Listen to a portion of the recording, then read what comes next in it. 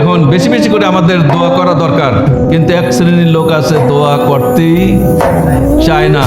কিন্তু আল্লাহ রাব্বুল আলামিনের কাছে যদি না চায় তাহলে আল্লাহ রাব্বুল আলামিন রাগ করেন, আর আমরা যদি মানুষের কাছে চাই তাহলে মানুষ রাগ করে।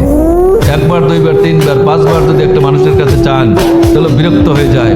এরপর আপনি যদি অন্য কোনো প্রয়োজনেও আপনি তাকে ডাকেন তাহলে বোঝনি আমার কাছে কি চাইবে, ঠিক না বলেন?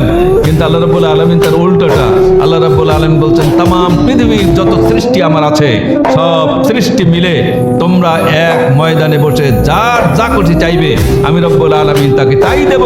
কিন্তু তারপর খেজুরের উপরে যে বীচের উপরে যে পাতলা একটা বাকল আছে অতটুকুন সম্পদ আমি আল্লাহ আমার কমবে না। সুবহানাল্লাহ।